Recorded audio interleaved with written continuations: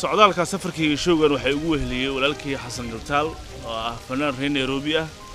waxa barnaamijka ku leeyahay haduu leeyahay 24 bishan waxa ku soo barbaaray wadanka Kenya Kenya ka tagay 2014 bish sagaalaad markaas ka bacda qurbo joogta saxda loo markii hore dariska joogo dalka ma fogeyn 8 sano ka maqnaa waxaan ku faraxsanahay inaan hadda rugta madaxda qarankaay qof walba muwaadina meesha uu ku faanay min lagu nastay milixsiga uroonay muqdisho ma rabtaa inaad wax badan aad ka ogaato qorshaha dhabta ah iyo showga muqdisho ay ku qabanayaan labadan fanaan Xasan Gantaal iyo Alfanaan Dikriyo waa laba dhalinyaro ah oo fanka Soomaaliyeed si weyn saameyn ugu dhaxleh marka loo eego heesooda raabka iyo waliba kuba kale ee labadan fanaan ay qaadaan maanta muuqaalkeena saaxiibayaal waxaan ku eegi doonaa qorshaha muqdisho ay u soo gaareen Alfanaan Dikriyo iyo Xasan Gantaal iyo showga ay muqdisho ku qabanayaan 8 qodob ayaan kaga hayaa qorshahooda waxaana qayb ka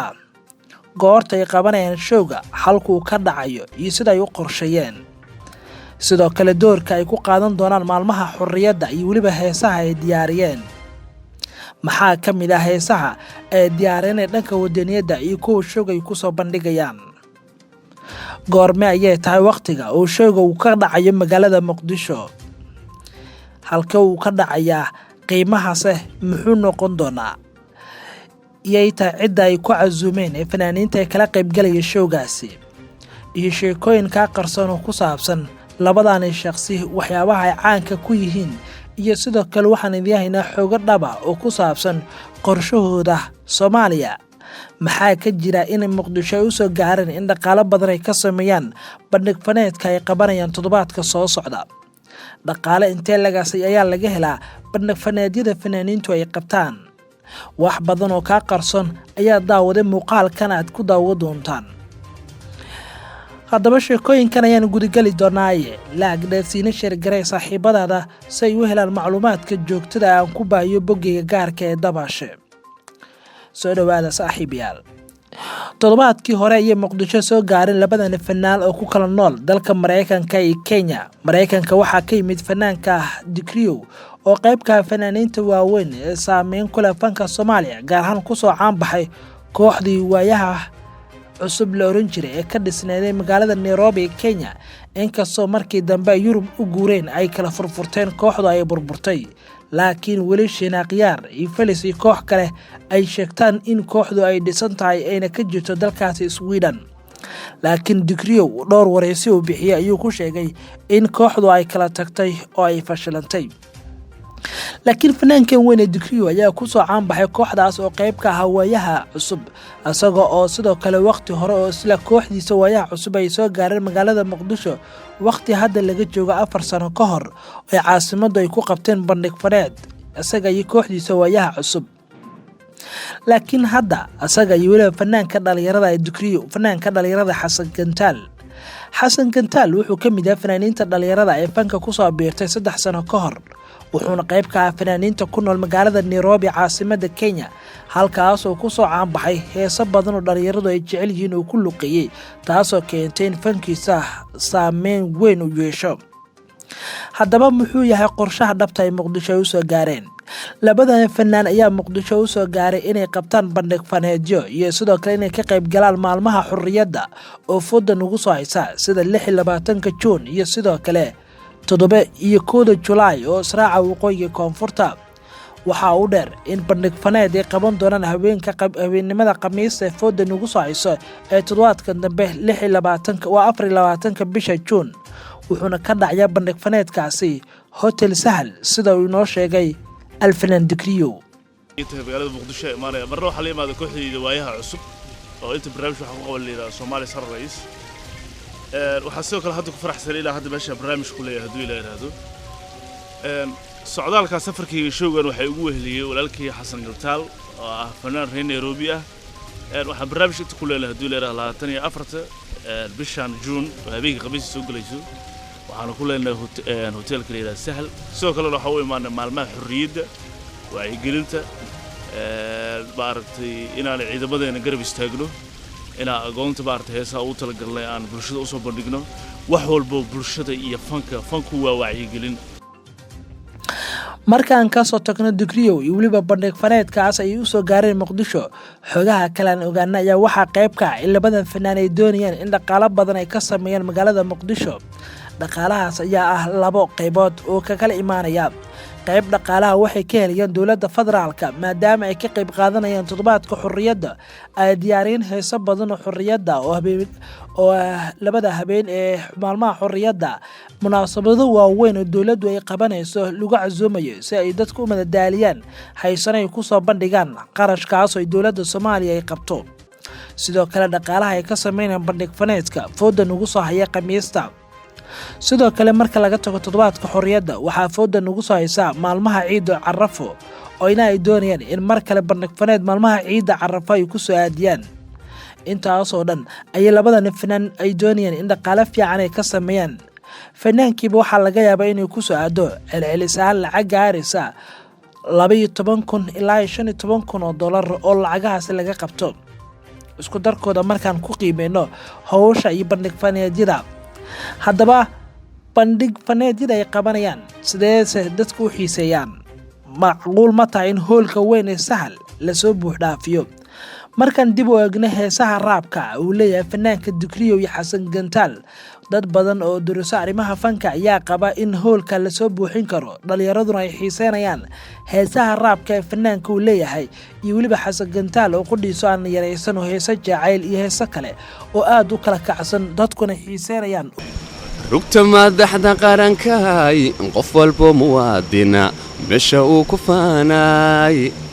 mina lagu nastay milicsiga u roonay muqdisho heestaas ka mid ah heesaha wada Muqdisho sharaf ay tahay inaan waqti la qaato Samatar iyo Maxamed Wardiba walaalkay Digriyow waa fanaan aan anigu taageeri jiray intaan fanka soo galin fankiisana aan ku xidhnaa. marka laga tago heesaha maxay tahay qorshaha dhabta ee labadan fanaan ay u soo gaareen Muqdisho bal ayagu hay noogu sheekeeyaan. horta aniga iyo ilaa ka hor dhacana ma jecla laakiin waxaan rabaa inaan u sheegno bulshada Soomaaliyeed aniga walaalkii Xasan Gantaal inaan wadno heeso fara badan aan u talagalnay shacabkeena inta ku leenahay. qaar heesuhu waa ammaan magaalada iyo horumarkii ay gaartay, qaarna waa dhiirigelin iyo wacyigelin laamaha kala duwan ee hay'adaha dawladda sida ciidanka oo kale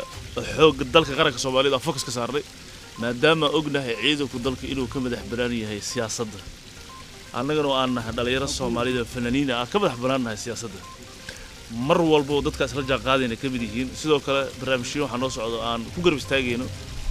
ama aan ku dhiirigelinayno agoonta Soomaaliyeed ama haddii noqon lahayd dhinaca maaragtay ciidankii ka dhigteen iyo kuwa kale oo shacabka ahba oo aan la ballansan laamahooda kala duwan. magaaladana saa hore kuu sheegay way showga u joogno 24 bisha dhacay haddii la yiraahdo heesaha wadaniga inta kuma soo koobi karno. heeso hore u qaadnaa jira oo la yiraahdo dhibaatada waa la iska dhaafaa, dadkaaga loo dhiltaa, dhulkaaga la fiirsadaa, dhaxda waa loo xirtaa, dhagahaaga fur dhaqso baqashide hadal dheefo wali soo dhilay dhibilaha shidan durba ka dhima dhoofka aad rabin dhaqso ka dhima dhalinta hadilin nabaduna dhowr weeya dheeftiye dhaxda soo xiro ciyaar dheeshide. marka heesu way badan yihiin heesaha maaragtay wadaniyada kale maaragtay isleeyahay maaragtay dabkii saaran yihiin hadii hal ma laba ma soo hor ku sheegay saddex baan Xasan kaligiis wuxuu wadaa dhowr heesood oo ku faraxsanahay horta Xasan ahaan marka koowaad inaan ku suganahay magaalada Xamar oo u ah hooyo ummadda Soomaaliyeed meel kasta ay joogtaba. waxa kale oo ku si faraxsanahay in aan la wadaago program raadraac. waxaan u sheegayaa bulshada Soomaaliyeed 24 Juun hadii ay bilaahdo magaalada Muqdisho way noo kala xiran tahay. suugaan baan la wadaagi doonaa aan soo agaasinay oo ugu talagalnay inaan la wadaagno mid wacyigelin iyo mid jacayl iyo mid dhiirigelin iyo mid tusaaleyn intaba ay qayb ka noqdaan ama garbaheena ay joogaan.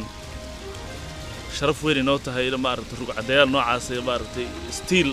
ee dhadhasanaya flavorka fanka Soomaaliyeed inuu wali steel maaragtay uu guuxaya ama socdo. walaalkii Xasan Gantaal reer Nairobi aslahan waa maaragtay ragga asla soo kordhay. haddana waxaan iskugu imaanay Nairobi safar tuura la bilawnay oo hadda aan muqdisho ku bilawnay selection ku horeeyay waliba si wada ogsoontiin muqdisho Nairobi show ku lahayn dib baa u dhignay waxa ku soo hormarnay caasimadda ummadda Soomaaliyeed oo aan rabnaa waliba inaan heesaheena iyo heesa kale ka sii badan inaan ku soo bandhigno haddii noqon lahayd heesaha caadi oo qofka ciyaarka ah laakiin fox kale waxa way wacyigelinta haddii la yiraahdo waxaan ku daray horta marka hore waa ii farxad maxamed wardi waa producer-kayga waa abtigay sharaf iyo karaamaan u hayaa in badan baan wada shaqaynay dhanka fanka inkastoo aniguba curdiniska hayay fankayguba haddana isagana xurmadii fanku lahaa iyo xurmadii waalidnimo iyo in wax badan oo isku jira u hayaa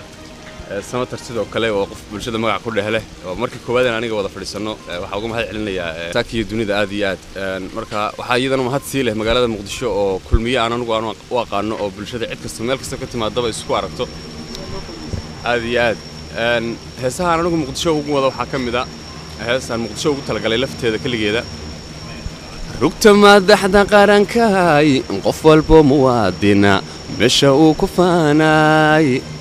من لاقونا ستاي ملعسيقا وروني مقدشاي استاسا كميدا هيساها ودا مقدشو شرف بيتاينا وقت لقاطو سمتر iyo maxamed wardiba walaalkay digriyo waa fanaan aan anigu taageeri jiray intaan fanka soo galin fankiisana aan ku xidhnaa oo aan maaragtay jeclaan jiray stage-kiisa aad u weyn wagaag saaxiibayaal muuqaalkeeni maanta intaas ayaan ku soo koobaynaa labadan fanaan iyo waliba qorshahooda dhabta ee muqdisho iyo bandhig faneedkooda ayaan ku soo koobaynaa sheekooyin kale taa ka xiiso badanna si gaar ayaa bogayga Facebook aad kula socon doontaan oo si maalinle ah aan ugu baahin doonaa macluumaad walba oo ku saabsan arrimaha fanka iyo sheekooyinka taagan ee saaxiibada ku xiran laagdhow siina sii shargaray saaxiibadaada say u helaan muuqaalada joogtada mahadsanidin qaybta hoose ee commentiga ayaana nagula wadaagi kartaan aragtidiina ku saabsan bandhig faneedka fanaaniintan